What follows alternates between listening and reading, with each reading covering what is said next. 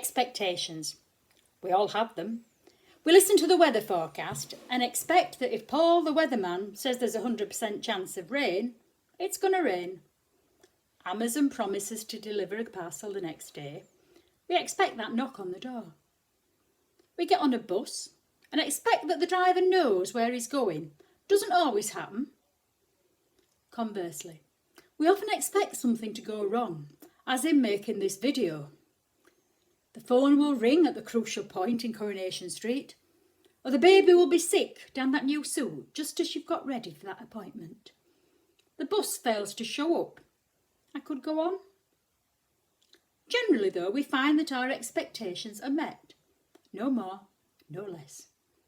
So what happens when reality is replaced with the unexpected?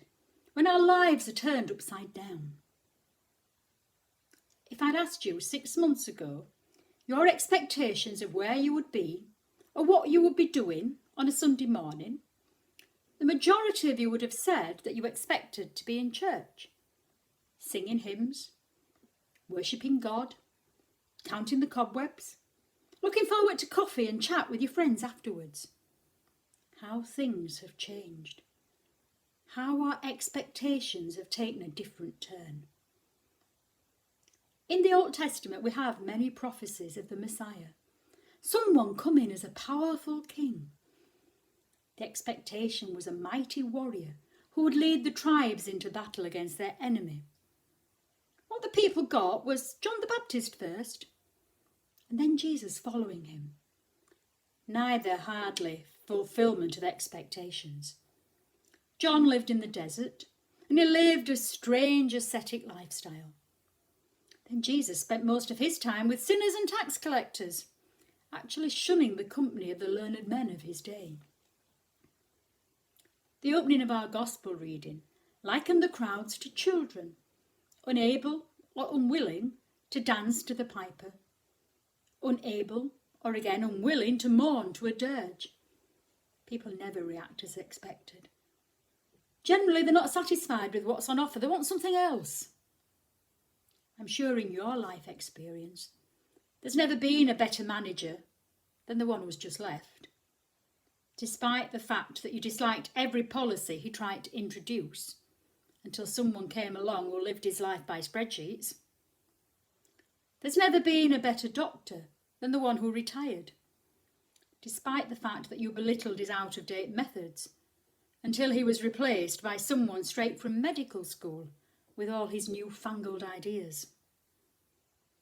Dare I say there has never been a better minister than the one that's just left? And I can say that easily now, as all of ours have been here a while. You didn't approve of their long hair, the way they dressed, or more importantly, the hymns they chose, until they were replaced by someone in Savile Row suits, with weekly haircuts, who chose jazz tunes and full drum accompaniment for their hymns. Now you know I'm not talking about Barnsley. People are never satisfied. People criticise John the Baptist for fasting, not drinking alcohol, but then criticise Jesus for enjoying a meal and a drink with his friends. Quite simply, neither of these men fulfilled the expectations that the people had in their mind of someone who would be a great leader. In the passage, Jesus surprises and yet reminds us of who he is, that we all have misplaced expectations, and that he plans to introduce the unexpected into our lives. He tells the people, and us as we read, to put aside those expectations, simply to look at him, what he's doing, and what God is doing. No one knows the Son except the Father. No one knows the Father except the Son, and those to whom the Son chooses to reveal him. As Jesus prayed to his Father, he said it didn't matter if people were clever or not, capable or not, because through him they could have everything. His Father had already given him everything to share with his friends. So through him, expectations would be fulfilled. So often we try to put people into little boxes, only allow them to fulfil their potential that we've allocated in our minds.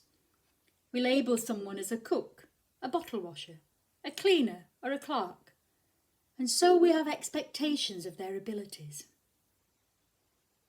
I remember some years ago singing on a concert, and the minister of the time coming up to me and saying, "I didn't know you could sing. I thought you were a preacher." A few weeks later, after singing at meeting after meeting of the Christian Endeavour, I was finally invited to preach. And one lady said, "I didn't know you could preach. I thought you were a singer." Expectations. They're what we have in a box and where we put people, simply because we fail to see that person for who they are as an individual. We only allow them to be the person that we expect them to be. How often do we put God in a box, see him as only a part, and open the box only to fulfill a particular need or expectation? Jesus condemned the general attitude of generalization, because no matter what he said or did, people took the opposite view. Cynical, because he challenged the status quo. He took them out of their comfort zones and their own self-centered beliefs. Jesus spoke of having burdens. Perhaps the burden that the people were carrying was the missed expectation about the Messiah. In waiting for a warrior, they failed to see Jesus and all that he could give them. A few short weeks ago, the Prime Minister announced that churches could reopen from the 4th of July, opening up a whole new realm of expectation. I've had phone calls asking who was to be preaching at their chapel today. I've had other emails advising caution and discussions with others about practicalities, all stemming from expectations in one announcement. Different people have different expectations of the same situation. And as yet, we're still in the realm of expecting the unexpected. We don't know when our buildings will be safe for access and ultimately for worship. We don't know when we can have the coffee morning or a face-to-face chat. We do know that things can't go back to the way they were pre-pandemic. Some of our expectations won't be met in the way that we are used to, and we need to look at different ways to meet the same needs. We may need to reassess our expectations of God as we move through lockdown and learn to live alongside the fear of COVID-19. The weekly Sunday service at 10:30 is no longer the expected form of worship, as we trial new ways of being together, online, on Facebook, through Zoom, through TV, and in the written word. Our expectations of where we can meet God has moved from the building, where our expectations are met, into a world outside, where we need to reassess our expectations of who God is and what he is able to do in our lives. I'm sure you've all seen the maxim, God has left the building. He might have left the building, but he's moved into so many more places. Claire spoke last week of the need for welcoming others, challenged us to wave or smile at a stranger. God is still in that building, where we expect to find him. But he's also in every home, at every bus stop. He's in the queue at the checkout at Tesco, in the face of the child starving and alone. In the most unexpected places, we can find God. In the most unexpected places is a new opportunity, a chance to show that God is still alive in our hearts. He's waiting for us to welcome him into our lives, to allow him a place and to become a part of our lives. We need to step out of our comfort zone, allow God to do his work through us, to free us from the burdens of expectation and to welcome the unexpected and the new.